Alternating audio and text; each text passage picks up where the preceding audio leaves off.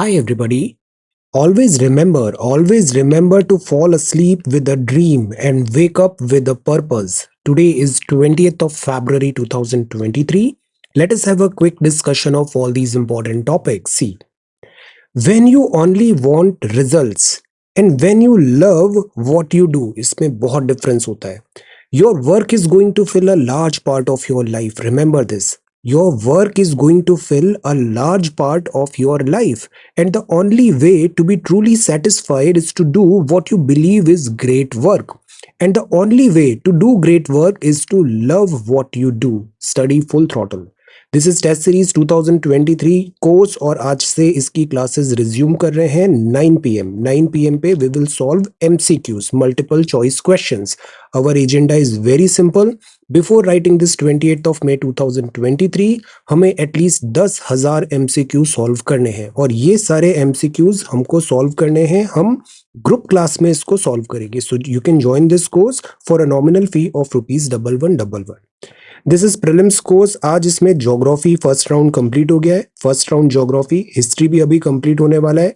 Then we are going to start this second round और इसमें revision. It is going to be like a crash course. एक crash course होगा और इस crash course में हमारे पास 100 दिन है. इस 100 दिन में हम UPSC prelims exam 28th of May को ऑल द एस्पेक्ट्स यहाँ पे कवर करेंगे. Theoretical part and revision. This is Telegram quiz. Every day in morning we are having 5 such multiple choice questions. Join. Okay, so ये vocabulary है आज की. पहला शब्द है jubilation. Jubilation का मतलब है आनंदोत्सव, a feeling of great happiness and triumph. skirmish का मतलब होता है झड़प, fight, battle, clash. Quibbling means आपत्तियां उठाना, criticize करना, niggling. Strenuous है, जोरदार है, requiring or using great exertion. Nitty gritty का मतलब होता है दैनिक, having to do with the practical details of regular life. So आज के वोकैब वर्ड्स हैं nitty gritty, strenuous, quibbling, skirmish and jubilation. If you come across any other important word, write down that word along with its meaning in the comment section down below. अच्छी vocabulary होना बहुत जरूरी है. This is exam facts series number 19. Who is the real executive under the Indian Constitution? The answer is the Prime Minister of India. Who is considered the chief spokesperson of the union government? Again, chief spokesperson होते हैं the Prime Minister of India. Who recommends the dissolution of the Lok Sabha? Again, Prime Minister, President साहब को dissolution of the Lok Sabha का recommendation करते हैं. A person can be a member of Council of Minister without being an MP for a maximum period of 6 months. ऐसा कोई एक example बता सकते हैं कि वो काउंसिल ऑफ मिनिस्टर मतलब वो मंत्रिमंडल में सदस्य बने बट वो लेजिस्लेटिव वो विधानसभा या फिर राज्यसभा के सदस्य नहीं थे. सो ऐसा मैक्सिमम 6 months तक ये हो सकता है. A political party is accorded the status of opposition party in Lok Sabha अगर उसको 10% सीट्स मिल जाती है, 10% सीट्स मिलती है लोकसभा की. आर्टिकल 74 में there shall be a council of ministers with the prime minister is its head. तो ये एक मैंडेटरी प्रोविजन होता है, mandatory provision. Who allocates portfolios among the COM? The answer is President on the recommendation of Prime Minister. Though the Council of Ministers is collectively responsible to the President, Parliament, the individual members are responsible to the President. तो C, collective responsibility लिखा है तो parliament और parliament में भी लोकसभा इन particular, और अगर individual responsibility लिखा है तो वहां हम प्रेसिडेंट ऑफ इंडिया बोलेंगे. Members of the Lok Sabha are directly elected by the people. Lok Sabha, Rajya Sabha नहीं. Seats are allocated to the various states in the Lok Sabha based on population और इसके लिए सेंसस एक्सरसाइज होती है. सो ये क्विक फैक्ट्स हैं, बहुत बेसिक फैक्ट्स हैं, इनमें कंफ्यूजन नहीं होना चाहिए. ये चीजें आपको टिप्स पे याद होना चाहिए. हम क्या करते हैं, हम बहुत फैंसी चीजों के पीछे भागते हैं और बेसिक्स जो होते हैं वो हमारे गलत हो जाते हैं. ये प्रीलिम्स का एग्जाम मैं बार बार आपको बताता हूँ, इट इज नॉट लाइक कि इसमें सारे मुश्किल सवाल आएंगे. 33% क्वेश्चंस होंगे वो टफ होंगे, 33% क्वेश्चंस होंगे वो मीडियम कैटेगरी के होंगे, 33% क्वेश्चंस होंगे जो इजी कैटेगरी के होंगे और कट ऑफ अप्रोक्सीमेटली 50% होता है. तो स्मार्ट स्ट्रैटेजी क्या होनी चाहिए, हम इन एरिया पे ज्यादा फोकस करें, मीडियम और इजी एरिया में. डिफिकल्ट तो वैसे भी नहीं बनना है. The point is medium and easy अगर आप सही करोगे तो आपका बहुत इजीली प्रीलिम्स क्वालिफाई होगा. So you have to be like little bit smart. Then this is C set, C set. अब plus you are dealing in the currency of time. आपके पास एक साल, मोस्ट स्टूडेंट्स ट्राई कि 1 year में उनका selection हो जाए, तो आपके पास टाइम लिमिटेड है। आप कैसे इतनी सारी फैंसी चीजों को भी कर लोगे? You are dealing in the currency of time, so you have to be like little bit selective, little bit selective. If the numerator and denominator, अब जैसे ये सी सेट है, this is a very easy basic question, answer इसका जवाब क्या होगा? और ये सेकंड क्वेश्चन है, how many pages does the book have, again answer. Okay, so this is C set. Writing practice, again writing practice में इतना एम्फेसिस क्यों बोलता हूं कि आपने प्रीलिम्स क्वालिफाई कर लिया, but what is of use, ये किसी काम का नहीं है अगर आपने मेंस में अच्छा परफॉर्म नहीं किया तो। So you have to be like, ऐसा नहीं होता प्रीलिम्स अलग है मेंस अलग है। आपको मेंस और प्रीलिम्स एक साथ प्रिपेयर करना चाहिए, और मेंस के लिए अलग किसी भी प्रकार की तैयारी की जरूरत नहीं होती है। All you have to do is, आप अपनी राइटिंग स्किल्स को सुधारते जाओ, डेली आप कुछ ना कुछ यहाँ पर लिखो। और इस स्टेज में आपको किसी भी टाइप का फैंसी क्वेश्चन सॉल्व करने की जरूरत नहीं है। आप प्रीलिम्स क्वालिफाई करोगे, फिर वो जो 3 महीने होगा उसमें आप डेडिकेटेड मेंस स्पेसिफिक क्वेश्चन करना। अभी इट इज नॉट रिक्वायर्ड। अभी आप अपना फाउंडेशन स्ट्रांग रखो, मतलब आपको लिखना आना चाहिए, बेसिक स्किल्स आनी चाहिए, राइटिंग, आपकी हैंड राइटिंग अच्छी होना चाहिए, आपका डायग्राम्स अच्छे होना चाहिए, Indian map, word map, presentation skills, language proficiency होना चाहिए, ग्रामर आपकी करेक्ट होना चाहिए। इन चीजों पे अभी ध्यान रखो। जैसे ही आपका प्रीलिम्स क्वालिफाई होगा, उस 2-3 महीने में आप बहुत अच्छे से स्केल कर लोगे, कोई डिफिकल्टी नहीं आती है। So prepare a note on the major soil types of India, और नॉलेज बेस होना चाहिए। नॉलेज होगा तो आप आंसर दोगे, नॉलेज बेस अगर लिमिटेड होगा तो जवाब नहीं बनेगा। So always try to learn new things, learn. Prepare a note on the major soil types of India, और लिखना बहुत जरूरी है। बाकी आप 1000 वीडियो देख लो, ये सब हवा में है, ये सस्टेन नहीं होता है। अभी जैसे जैसे एग्जाम पास आएगा ना, यू विल रियलाइज जो मैं आपको यहाँ बताता हूँ। Prepare a note on the major soil types of India, do it. Prepare a note on the biospheres of India, और इसको खुद इंटरेस्ट लेके इनके बारे में डिग करिए। You have the power of internet, learn. Inquisitiveness लाना है, लर्निंग एटीट्यूड लाना है, glass is full attitude is not right. ये बेसिक चीजें आप अच्छे से करो। अब आज हम जानते हैं इंडिया बॉर्डर्स। इंडिया बॉर्डर्स तो रिपब्लिक ऑफ इंडिया है, सेवरल सॉवरेन कंट्रीज के साथ बॉर्डर शेयर करता है। China, Bhutan, Nepal, Pakistan, Afghanistan, Bangladesh and Myanmar. Bangladesh and Pakistan share both land border as well as maritime borders भी। श्रीलंका मैरी टाइम बॉर्डर है राम सेतु से। Andaman and Nicobar islands share करते हैं मैरी टाइम बॉर्डर थाईलैंड से, म्यांमार से, इंडोनेशिया से। सो ये हमारा इंडिया है, अफगानिस्तान है, पाकिस्तान है, चाइना, नेपाल, भूटान, बांग्लादेश, म्यांमार, श्रीलंका, और ये हमारे नेबर्स है। जो दिस पार्ट है इसको बोलते हैं LOC, and this part, this is called LAC. Confuse नहीं होना है, एलओसी एंड एलएसी। अब इसको क्विकली हम देखते हैं। फॉर एग्जांपल, इंडिया की बॉर्डर 7 सोवरेन नेशन से हम शेयर करते हैं। Ministry of home affairs recognise करती है ये जो अफगानिस्तान के साथ 106 किलोमीटर की बॉर्डर है वो भी इंडिया है, तो ये 8th नेशन हो जाता है, 8th नेशन। ओके, बांग्लादेश है, 4096 किलोमीटर की बॉर्डर है, बीएसएफ यहाँ पे होती है। इंडिया बांग्लादेश एनक्लेव अभी एक्सचेंज हुआ था, पीसफुल है मोर और less border. Bangladesh liberation war में इंडिया ने पार्टिसिपेट किया था। बांग्लादेश को हम फ्रेंडली कंट्री मानते हैं।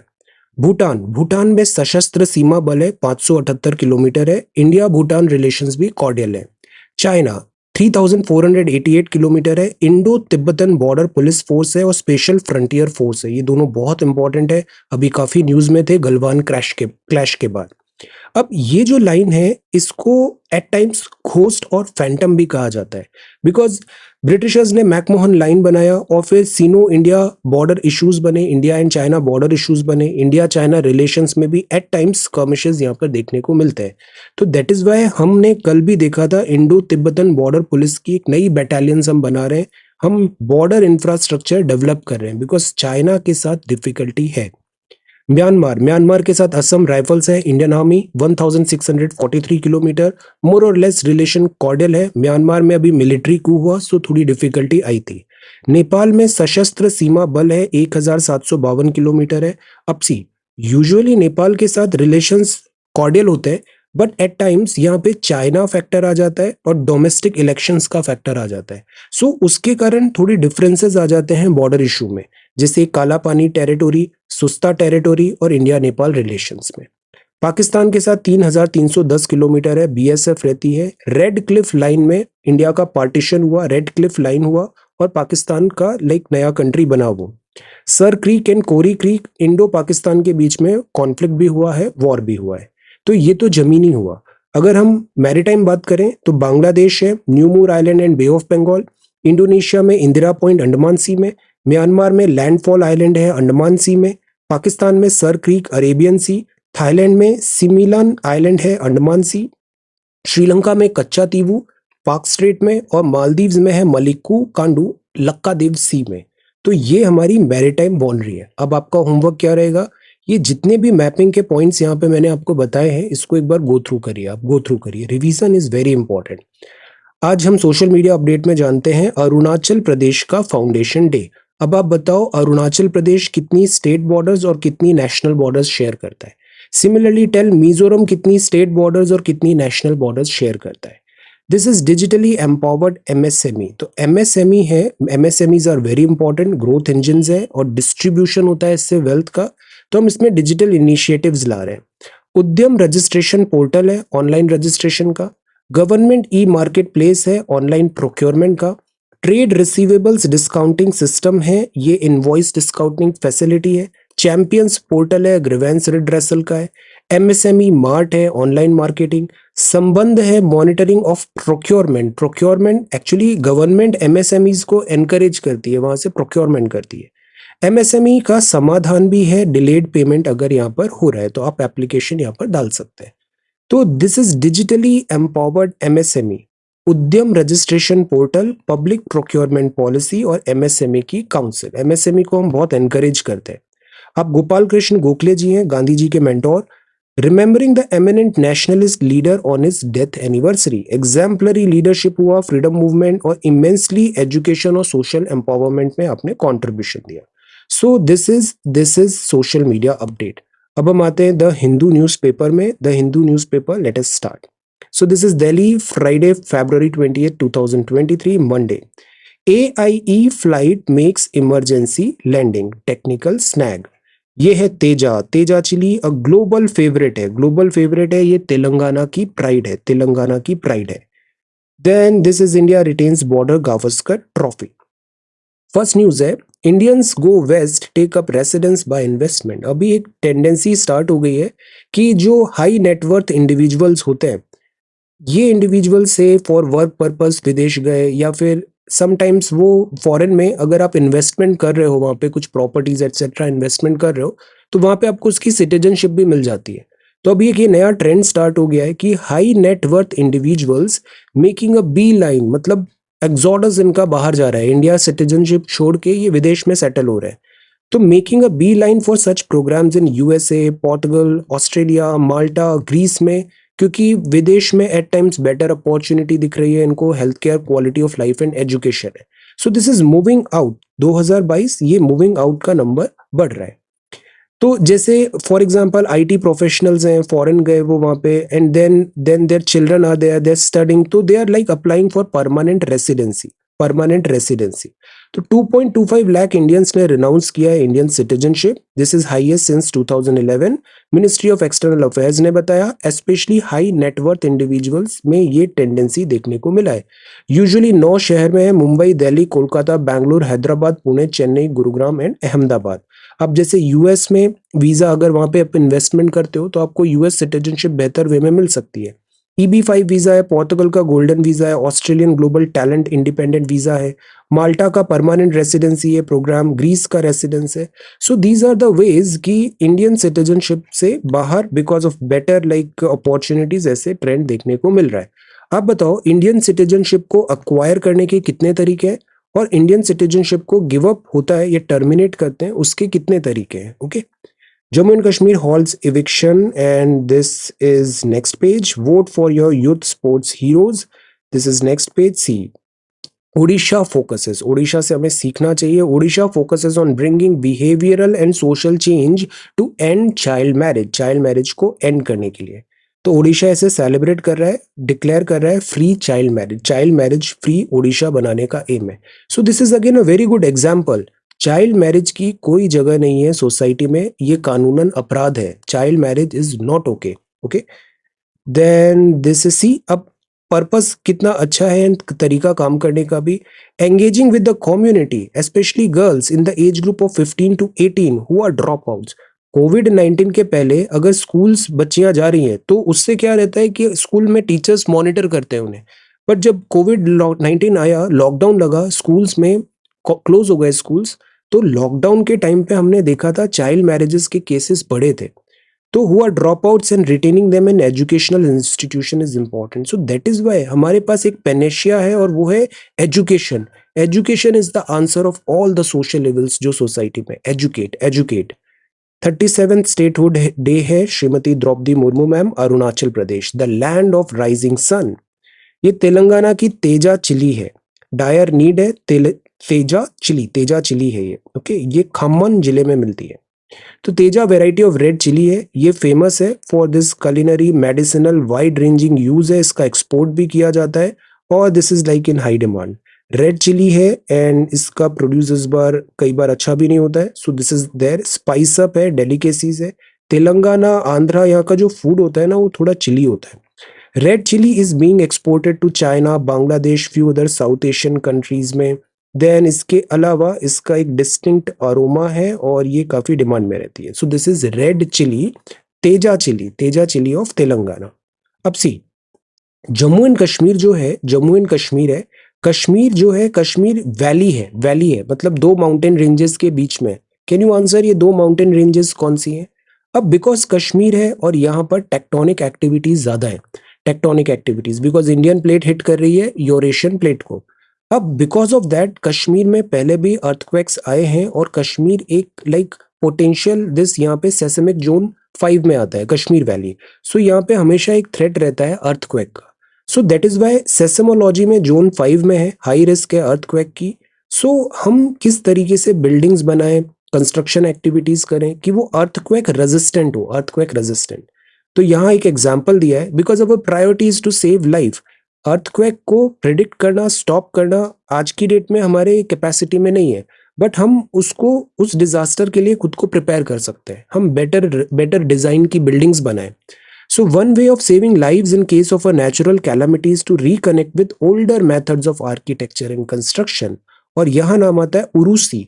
So what is उरूसी? इससे सवाल आ सकता है। मुगल इरा का होम आर्किटेक्चरल एलिमेंट है।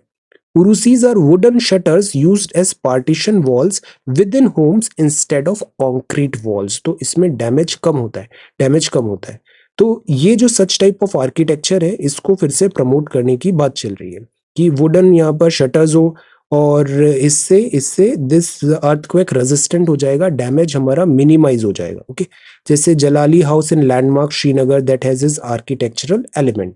तो उरूसी is believe to be a Persian term meaning hidden bride, rolling down of planks and intricate carvings है, mesmerizing है, this is very beautiful।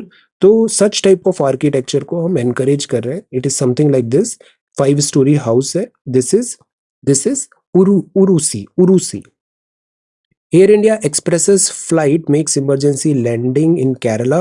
Chandrayaan 3, this is going to be a major mission, lander successfully completes key test। सो ये crucial EMI EMC test हुआ है, magnetic compatibility यहाँ पे test किया, all good.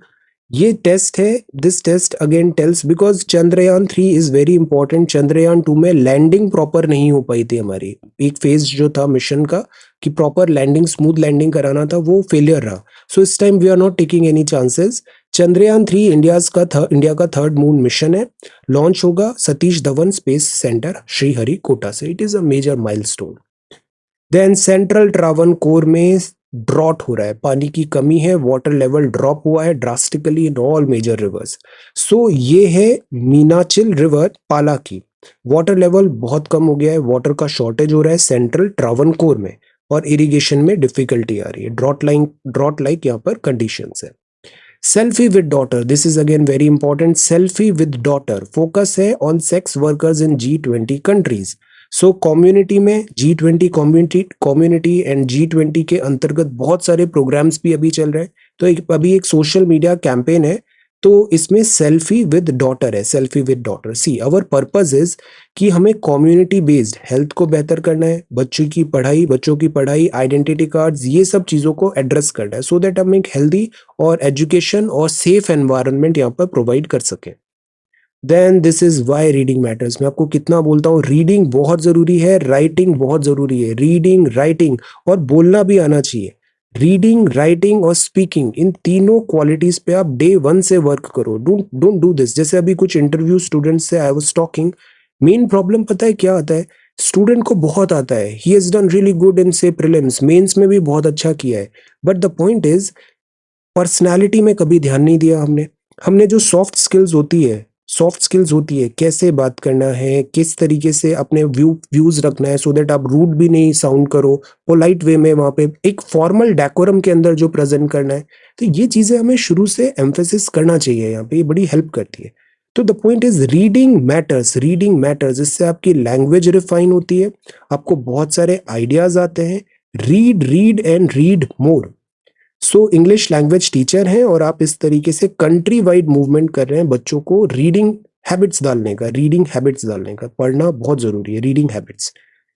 This is political and this is also political. यहाँ पे बात है the curious case of the disqualification of a politician. See, politicians को डिस्क्वालीफाई भी किया जा सकता है अगर वो कॉन्विक्ट डिक्लेयर हुए, उनको जेल हो रहा है, सजा हो रहा है। हम डीक्रिमिनलाइजेशन की बात करते हैं, तो if a politician is declared convict, तो उनको डिस्क्वालीफाई किया जाएगा।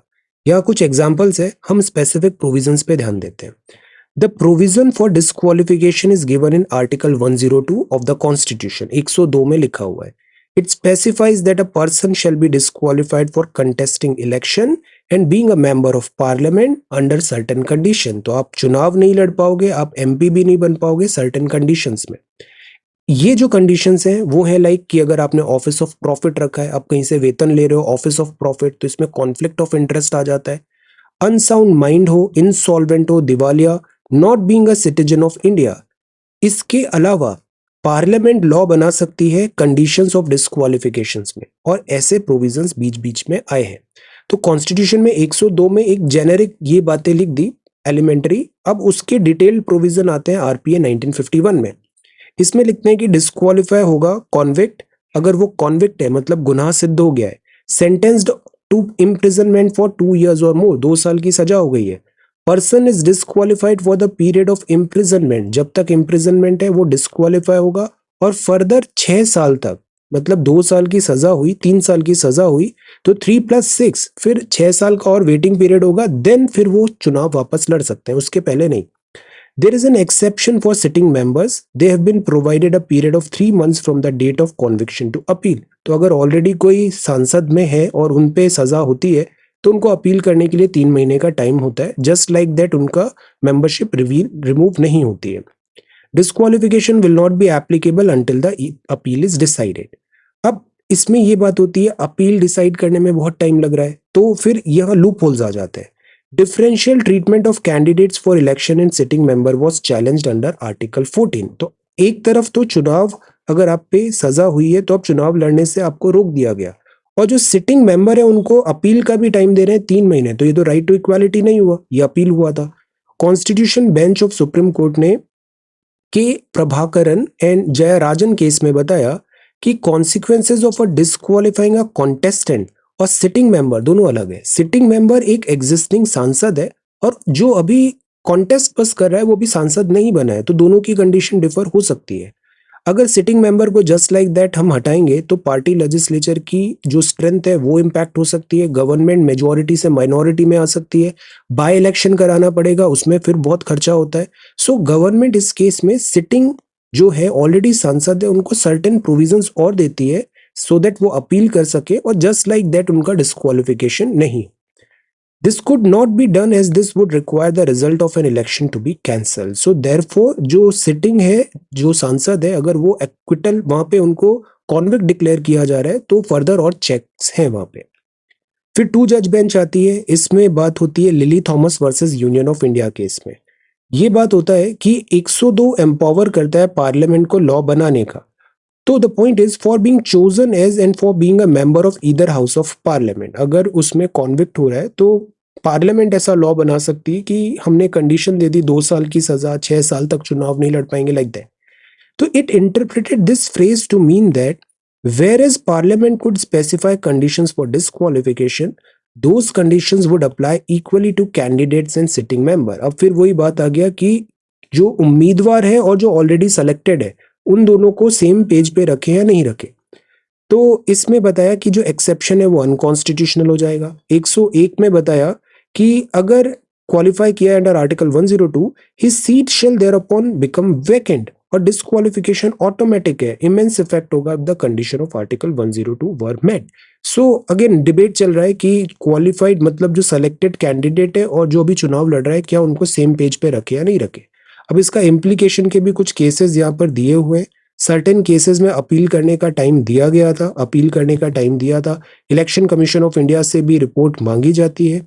ओके, बिकॉज वेन एवर अगर एक सीट खाली होती है तो आपको वहां पे बाय इलेक्शन कराना पड़ेगा. बाय इलेक्शन में अपनी अलग एक प्रोसेस होती है इलेक्शन की और एक्सपेंडिचर्स भी होते हैं. सो दैट इज वाई गवर्नमेंट यहाँ पे थोड़ा केयरफुल रहना चाहती है. हमें बस ये याद रखना है 102 आर्टिकल क्या है, सिटिंग कैंडिडेट और जो कॉन्टेस्टेंट है उनमें क्या डिफरेंस आता है, क्या वो आर्टिकल 14 को चैलेंज कर रहा है या नहीं कर रहा है. देन दिस इज एफर्ट है income tax and this is Virat Kohli, 25,000 run हो गए. बैंक का नेट इंटरेस्ट इनकम सोर हुआ है. AMC Maharashtra sugar 27% increase organ transplant में. Supreme Court on sealed cover jurisprudence. अब इसमें भी हम we are not going to question the wisdom of Supreme Court. हम यहाँ पे बस ये चीज देखेंगे कि कई बार कुछ केसेस ऐसे होते हैं जो सेंसिटिव होते हैं, सुप्रीम कोर्ट पे आए तो उसमें उस केसेस में फॉर एग्जांपल गवर्नमेंट ने एक डिसीजन दिया और उस डिसीजन लेने का रीजन था सर्टेन कॉन्फिडेंशियल रिपोर्ट्स या फिर कंट्री की सेफ्टी सिक्योरिटी, सर्टेन सीक्रेसी वहां पे जरूरी थी. बट वो केस गया कोर्ट पे. कोर्ट ने गवर्नमेंट से पूछा आपने ये डिसीजन क्यों लिया, तो गवर्नमेंट को बिकॉज कोर्ट को जवाब देना पड़ेगा तो गवर्नमेंट एक सील्ड कवर में जवाब दे देती है जिसको केवल जज साहब पढ़ेंगे और वो फिर अगर उससे सेटिस्फाई हो जाते हैं तो वो समझते हैं कि yes this is why government ने ये डिसीजन लिया है, अब केस को हम आगे कैंसिल कर देते हैं, like that. But the point is इसमें जो भी जवाब आया वो केवल जजेस के पास है और गवर्नमेंट के पास है. एज एन ऑर्डिनरी सिटीजन हमारे मन में डाउट होगा और ट्रांसपेरेंसी ऑफ जुडिशरी पे हम सवाल उठाएंगे. सो दैट इज वाई अभी जो केस आया था दिस सील्ड कवर का, वो सुप्रीम कोर्ट ने सील्ड कवर केस एक्सेप्ट करने से मना कर दिया. एक हिंडनबर्ग रिपोर्ट है अदानी ग्रुप पे जो आया, सर्टेन इरेगुलरिटीज का चार्जेस इन्होंने बताया, stock market manipulation etcetera. The point is इसकी बात जब कोर्ट पे गई तो गवर्नमेंट वहां पर सील्ड एनवलप में कॉन्फिडेंशियल रिपोर्ट उसके रीजंस देने का बात किया, बट सुप्रीम कोर्ट ने कहा कि ये सब चीजें ओपन में दो, sealed cover is not good. The court continues to receive confidential document, but ऐसा नहीं है कि कॉन्फिडेंशियल डॉक्यूमेंट रिसीव नॉर्मल नहीं होता. Sealed cover is a very standard practice, बहुत ऑर्डिनरीली होता है, बट इस पर्टिकुलर केस में सुप्रीम कोर्ट ने कहा नो. तो अगर जैसे कोई सेक्सुअल असॉल्ट का केस है या पे जहां पे आइडेंटिटी ऑफ सर्वाइवर को हमें सेफगार्ड करना है, वरना हमारे यहाँ मीडिया ट्रायल्स होने लग जाते हैं, तो that is why we have to safeguard a person. फिर इसके अलावा हम मिरियाड ऑफ डॉक्यूमेंट्स हैं, नोट्स हैं, एविडेंसेस हैं, ये सारी जो चीजें होती है, मनी लॉन्ड्रिंग की भी चीजें ऐसी हुई. बीसीसीआई केस जिसमें सील्ड कवर एक्सेप्ट किया था, राफेल जेट का था, असम नेशनल रजिस्टर का था, अयोध्या डिस्प्यूट, गुजरात पुलिस, तो इन कुछ चीजों में सील कवर एक्सेप्ट किया था. रूल 7 ऑर्डर 13 है सुप्रीम कोर्ट का 2013 जो बोलता है chief justice of the court can through a judicial order direct any document to be kept confidential in a sealed cover, अगर उसके पब्लिकेशन से इंटरेस्ट ऑफ पब्लिक में वो नहीं है, कुछ डिस्प्यूट्स क्रिएट हो सकते हैं, डिफिकल्टीज आ सकती है, तो जो भी एविडेंसेस हैं उसको आप कॉन्फिडेंशियल कर दो. एविडेंस एक्ट 1872 के सेक्शन 1, 2, 3 में भी प्रोविजंस है कि prior permission to a person who wants to give evidence, उससे आप उसकी जो दिस राइट टू लाइफ में प्राइवेसी भी आता है उसको आप मेंटेन करोगे. कुछ सर्कमस्टेंसेस ऐसे होते हैं जहां पर आप कॉन्फिडेंशियलिटी मेंटेन नहीं करोगे, ओपन करोगे, इसमें भी डिबेट चल रहा है, will not go into that. The point is sealed cover jurisprudence जो है सुप्रीम कोर्ट का, सुप्रीम कोर्ट चाहे तो सील्ड कवर में एक्सेप्ट करे या फिर वो नो भी बोल सकती है. How is India addressing sickle cell anaemia? Sickle cell anaemia क्या होता है कि मोस्ट जो हमारा जो ब्लड होता है इसमें जो सेल्स होते हैं, जो हेमोग्लोबिन है, सिकल सेल में क्या होता है, इनका शेप जो होता है ना ऐसे सिकल की तरह हो जाता है, सिकल जैसे हसिया हिंदी में बोलते हैं, सिकल की तरह हो जाता है, सिकल सेल्स एनीमिया। तो ये एक डिसऑर्डर है जिसमें हमारे आरबीसी ब्रेक डाउन भी होते हैं और ऐसे सिकल सेल बन जाते हैं, सिकल सेल बन जाते हैं। अब जैसे ये हमारी ट्यूब है ना, ये हमारी से आर्टरी है, इसमें अगर ऐसा सर्कुलर शेप है तो फ्रिक्शन भी कम होगा और इजीली फ्लो हो जाएगा। बट अगर ये ऐसे सिकल शेप के हो गए तो इसमें कोगुलेशन होने के चांसेस ज्यादा होते हैं और इनकी लाइफ भी कम होती है, शॉर्ट लाइफ होती है सेल्स की। तो सिकल सेल के पेशेंट्स में थोड़ी डिफिकल्टी आती है, the cell dies early, short age of healthy red blood cells होता है, रेड ब्लड सेल्स होता है, और यहाँ पे कोगुलेट भी हो सकता है। तो this is called sickle cell anaemia, sickle cell anaemia.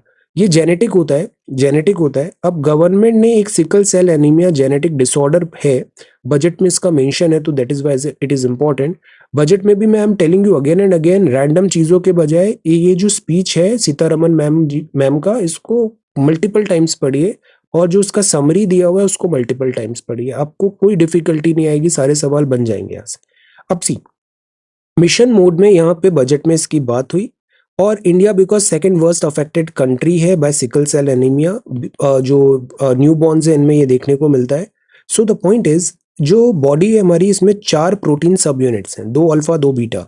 Mutation होता है इसका और gene that creates the beta subunit impact the shape of the blood cell, और फिर वो एक सिकल ऐसे हसिया जैसा होता है, इस शेप का बन जाता है वो। अब इसका फ्री फ्लो होगा नहीं, ये जल्दी, इनकी एज भी कम होता है, ऑब्स्ट्रक्शन होता है, chronic anaemia, pain, fatigue, chest syndrome, stroke, host of other activities यहाँ पे आती है। तो ये सिकल सेल एनीमिया इंडिया में काफी प्रिवेलेंट है। हेमोग्लोबिन से like haemoglobin prevalence of haemoglobinopathies, ये एक डिसऑर्डर है, इसमें all type of like, because haemoglobin is important oxygen को कैरी करने के लिए। अब ये कैरी ही नहीं हो रहा है तो ऑब्वियसली उससे उससे all type of like pain, fatigue, ये सारी चीजें देखने को मिलती है। तो this is prevalent.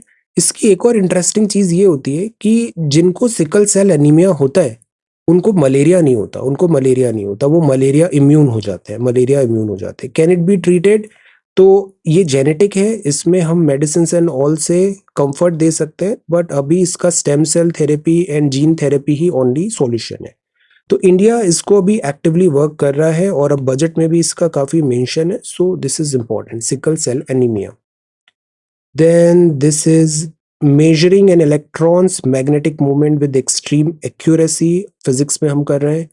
Ring of truth मतलब somebody said something to you और उसमें आपको कुछ सच्चाई नजर आ रही है तो आप रिंग ऑफ ट्रूथ बोलोगे।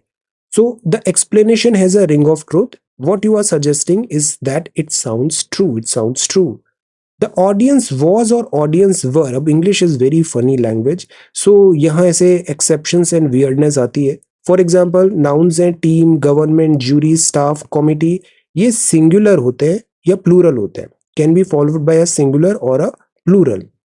Then डिपेंड करेगा कि आप कौन सा मैसेज वहां पे कन्वे कर रहे हो। फॉर एग्जाम्पल गवर्नमेंट है ना, if you think of it as one big entity तो आप सिंगुलर यूज करोगे।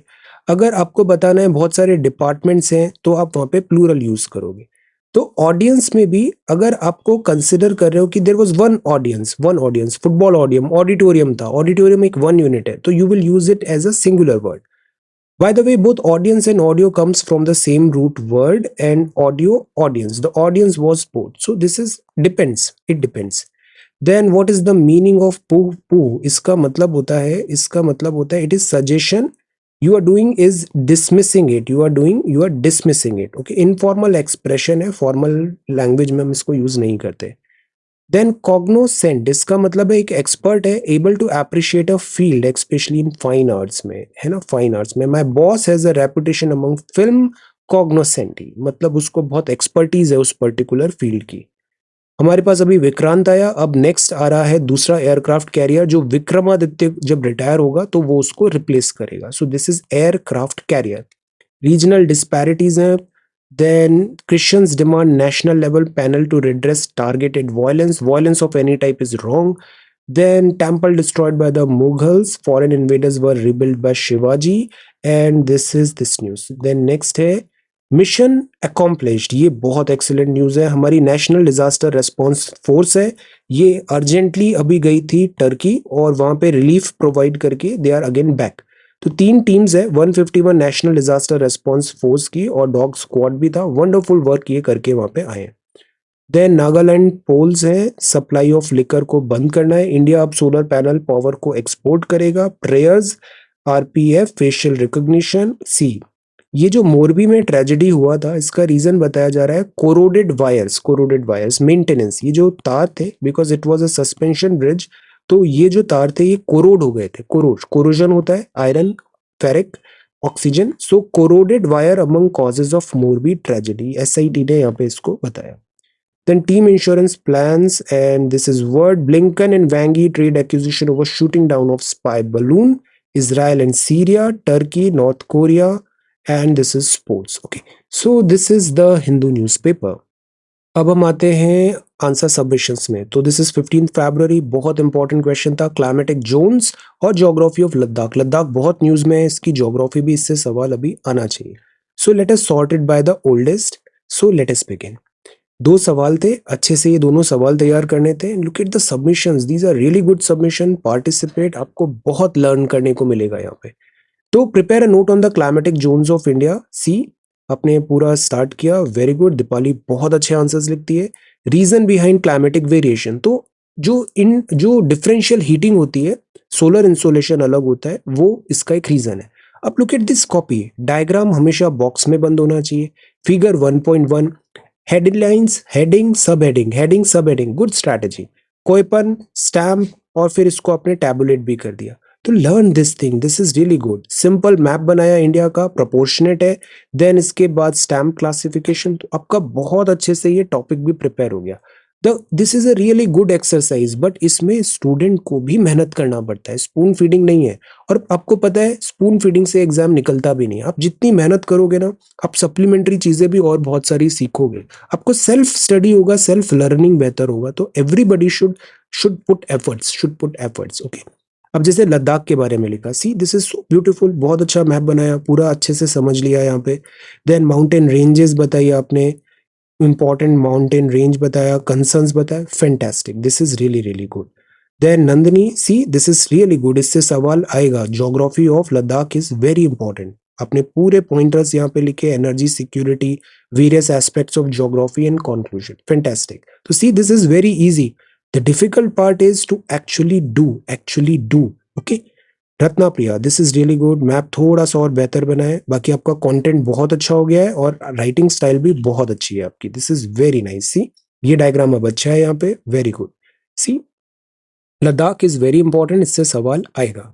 Aditi, this is again so good, this is such a beautiful diagram, आपने बहुत अच्छा बनाया। अब सी, इससे आपका ऑप्शनल भी बहुत अच्छे से रेडी हो जाता है। The thing is right and right more. See, सारे बहुत अच्छे पॉइंटर्स हैं, fantastic. Kamil, this is again good, ये बहुत अच्छा सा मैप बनाया आपने लद्दाख का, इसके सारे फीचर्स लिखे, ज्योग्राफिकल, करंट अफेयर्स भी आप डालो यहाँ की, ज्योग्राफी, आप क्लैशेस, इंटरनेशनल क्लैशेस जो हुए हैं चाइना से, वो भी ऐड करो। Priyanka, this is good. See, this is a very good map, very good map, to the point answer है, आपने टैबुलेट भी कर दिया, very nice. Alia, this is good, map बेहतर बनाए, this could be little bit better, ये थोड़ा और बेहतर बनाए। Border regions, then importance of Ladakh is very important, good. देन प्रियंका ने भी बहुत अच्छा डायग्राम बनाया है, दिस इज रियली गुड। सी, सारे यहाँ पे, अब ये ज्योग्राफी करना था, जैसा अटेम्प्ट किया है ना, this is really really good. See, आपने mountain passes, national park, tribes, rivers, festivals, इसमें अंग्रेजी नहीं है, इसमें सारा कंटेंट है, GS, this is really really good. Airport, सारा आपने ज्योग्राफी अच्छे से तैयार कर लिया दिस लद्दाख का। ऑलराइट, सो इस तरीके से हमें आंसर राइटिंग करना चाहिए, practice. Alright, so thank you so much for watching this video, take care, study well and be safe.